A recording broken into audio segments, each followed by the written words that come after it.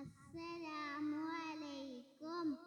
നമ്മുടെ പ്രവാചകൻ മുഹമ്മദ് നബി സല്ലല്ലാഹു അലൈഹി വസല്ലം ജനിച്ച മാസമാണല്ലോ റബീഉൽ അവ്വൽ.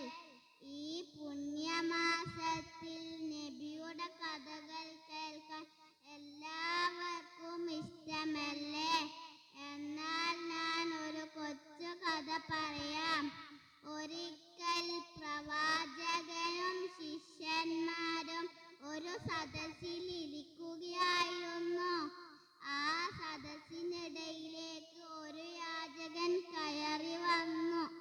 ആ യാചകൻ നബിയോട് ചോദിച്ചു, നബിയെ, എനിക്ക് വല്ലതും തരണേ. നബി അദ്ദേഹത്തോട് ചോദിച്ചു, നീ എന്തിന് യാചിക്കുന്നു? നിന്റെ വീട്ടിൽ ഒന്നുമില്ലേ?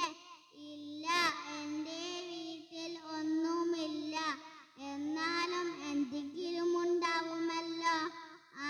എൻ്റെ വീട്ടിൽ ഒരു പുതപ്പും ഒരു വെള്ളിപ്പാത്രവുമുണ്ട്. എന്നാൽ അത് കൊണ്ടുവരൂ. അങ്ങനെ ആ യാചകൻ സന്തോഷത്തോടെ വീട്ടിൽ പോയി പുതപ്പും വെള്ളിപ്പാത്രവും എടുത്തു മുത്തുനബിയുടെ അടുത്തേക്ക് കൊണ്ടുവന്നു.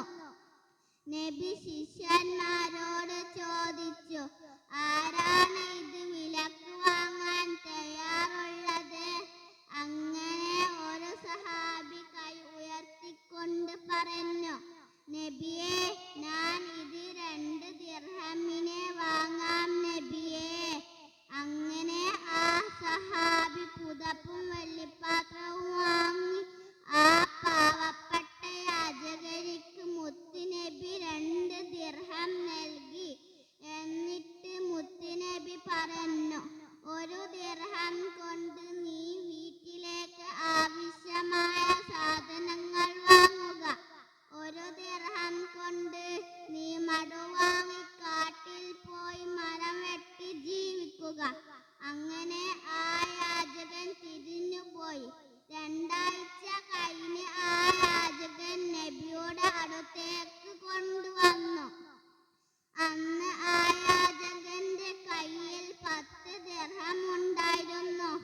അങ്ങനെ നബി യാചകനോട് പറഞ്ഞു, ഇതിൽ നിന്ന് നിങ്ങൾ ഒരു പുതപ്പും ഒരു വെള്ളിപ്പാത്രവും വാങ്ങുക.